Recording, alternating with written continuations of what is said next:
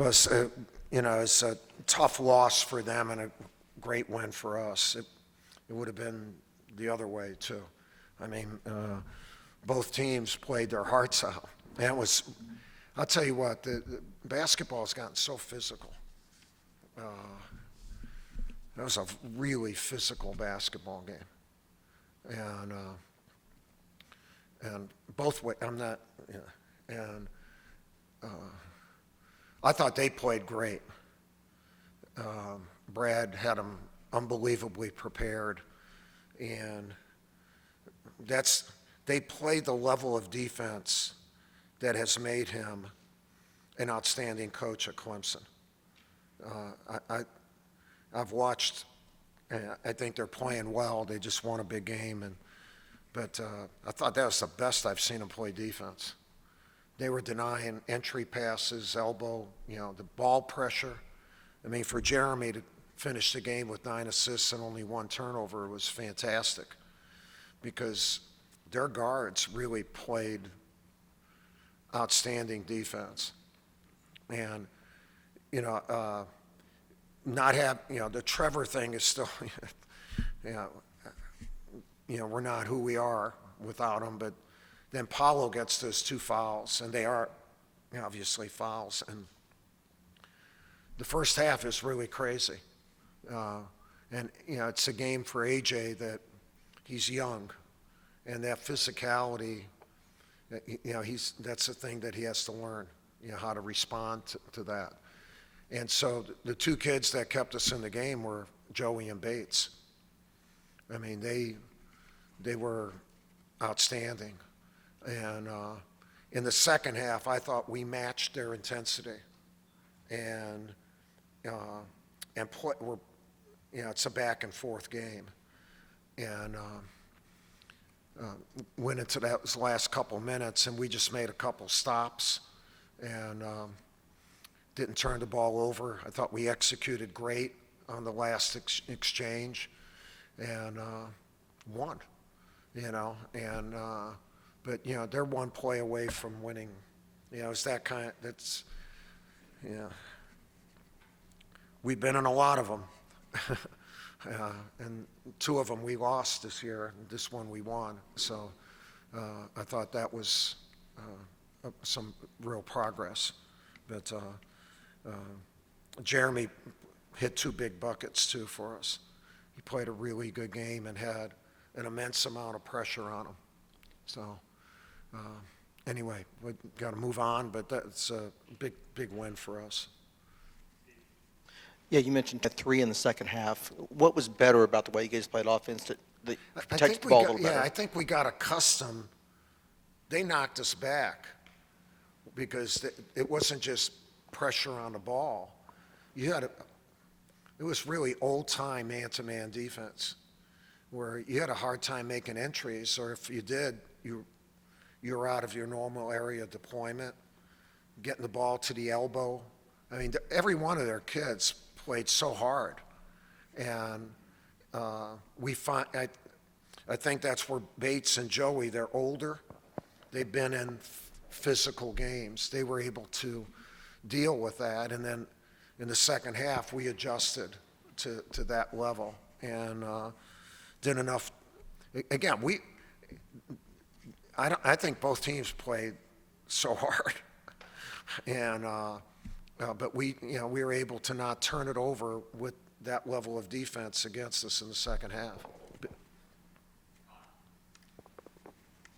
Right here. Sorry. I feel like I'm going to repeat a question that we just asked Saturday, but Jeremy with 9 assists and 1 turnover, I think that's like 28 and 3 turnovers in his last 4 games. Right. What's clicked for him with having the ball in his hands? Well, there's one, he's good.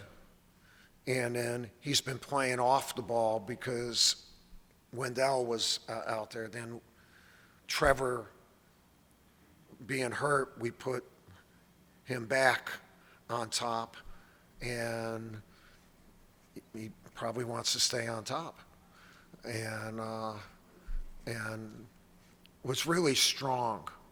And in addition to that, hitting those 2 shots after all that ball pressure, you would think So he's in really good shape and tough mentally. So, he's worked really hard. He and Nolan have worked extra on stuff. And, whenever guys do that, they play better. They don't just do what you do in practice, they do extra.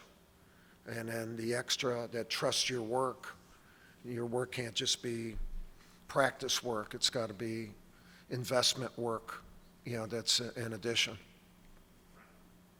Hey, Coach, you mentioned Joey and Bates giving you especially in this past few games without Trevor.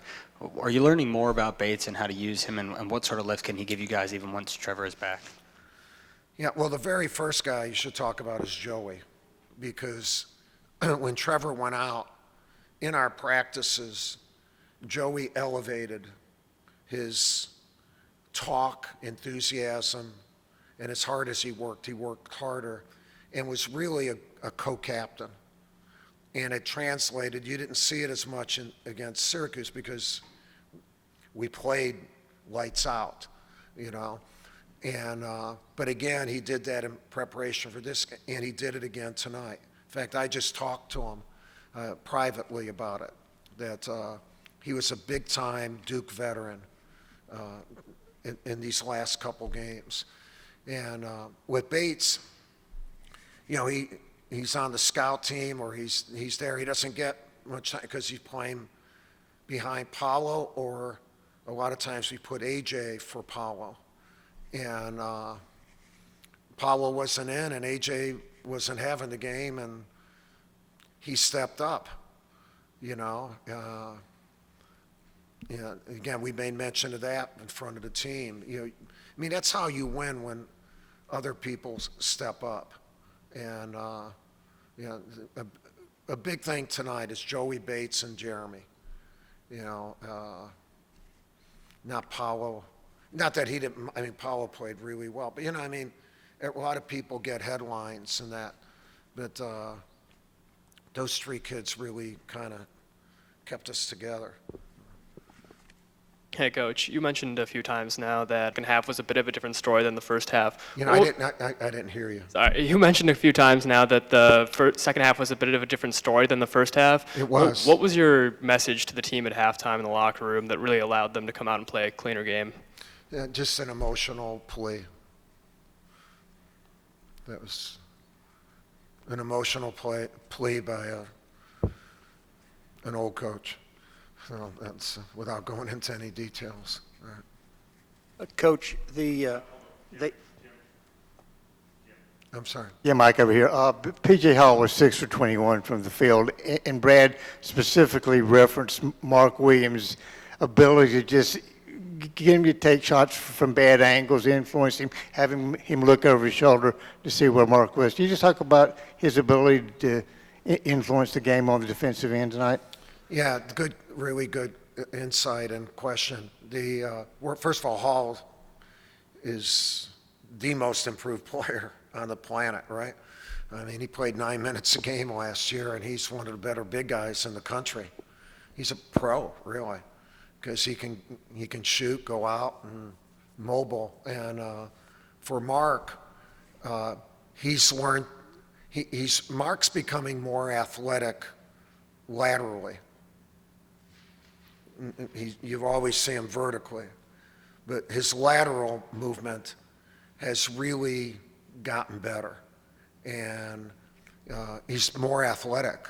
So he's wider, and he's moving his feet, and he had to tonight in playing Hall. And but I've seen that. We're moving forward here. I see him improving in that area, and he needed to do it tonight because Hall's a big-time matchup problem.